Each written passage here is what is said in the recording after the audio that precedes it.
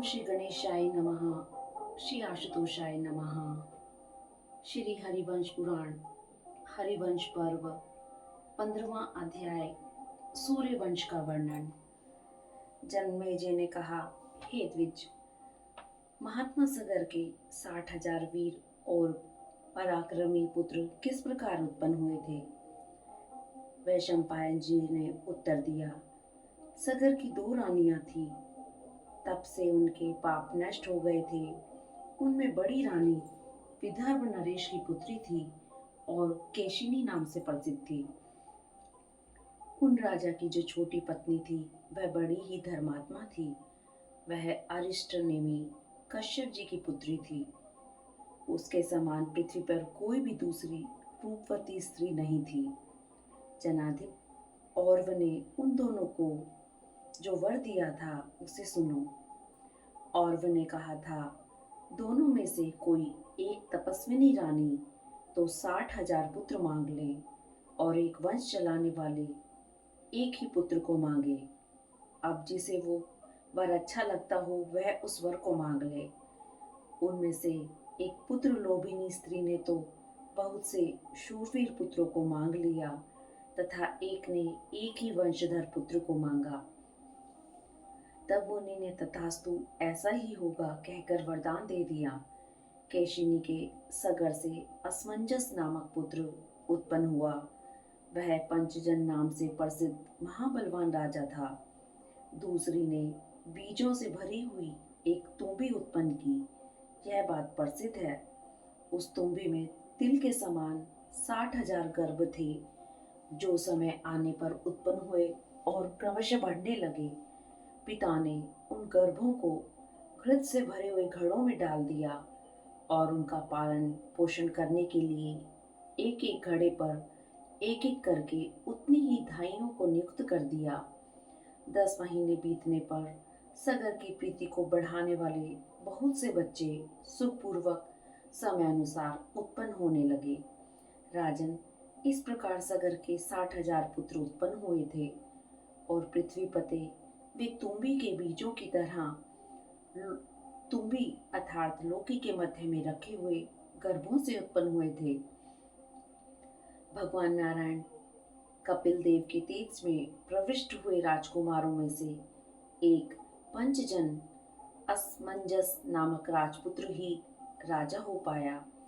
पंचजन असमंजन का पुत्र वीर्यवान अंशुमान हुआ। उसका पुत्र दिलीप हुआ, जो खड़वांग नाम से भी प्रसिद्ध है। अनक, उसने मुहूर्त भर का मिनट का जीवन पाकर स्वर्ग से इस मृत्यु लोक में आकर सूक्ष्म बुद्धि से तथा सत्य ब्रह्म भाव के द्वारा तीनों लोगों को तत्वतः ज्ञान लिया था। दिलीप के पुत्र महाराज भगीरथ हुए। उन प्रभु ने नदियों में श्रेष्ठ गंगा जी को स्वर्ग से भूमि पर उतारा था। इंद्र के तुल्य पराक्रमी उन यशस्वी महापुरुष ने गंगा जी को समुद्र तक पहुंचा दिया और उन्होंने गंगा जी को अपनी पुत्री बनाया।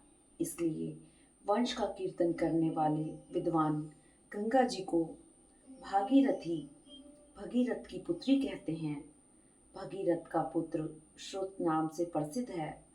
श्रुत का नाभाग नामक परम धार्मिक पुत्र उत्पन्न हुआ। नाभाग का पुत्र अम्बरीश हुआ। वह सिंधु द्वीप का पिता था। सिंधु द्वीप के अयुताजित नामक वीर्यवान पुत्र हुआ। अयुताजित के ऋतुपर्ण नाम वाला महायशस्वी पुत्र उत्पन्न हुआ। वह दिव्य अक्ष धूत विद्या का रहस्यवेता राजा नल का सखा तथा बड़ा बली था। ऋतुपर्ण का पुत्र राजा तुर्पणी हुआ। उसका पुत्र राजा सुदास हुआ, जो इंद्र का मित्र था। सुदास के सौदास नाम का पुत्र हुआ, जो राजा कलमाशपाद और मित्रसह नाम से भी प्रसिद्ध था। कलमाशपाद के सर्वकर्मा नाम से प्रसिद्ध पुत्र उत्पन्न हुआ और सर्वकर्मा का पुत्र अनर्ण्य नाम से विख्यात हुआ। नृपश्रेष्ठ अनर्ण्य का पुत्र निग्र हुआ। निग्र के अनमित्र और रघु नामक दो श्रेष्ठ पुत्र हुए। अनमित्र के दुलीदु नाम वाला धर्मात्मा और विद्वान पुत्र उत्पन्न हुआ। दुलीदुहु के पुत्र दिलीप हुए, जो श्री रामचंद्र जी के वृद्ध प्रपितामह थे। दिलीप के रघु नामक महाबाहु पुत्र उत्पन्न हुए। ये रघु अयोध्या में महाबली सम्राट हुए।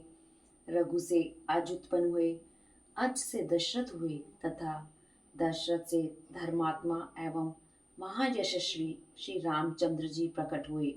श्री राम जी के कुश नाम से प्रसिद्ध पुत्र उत्पन्न हुआ।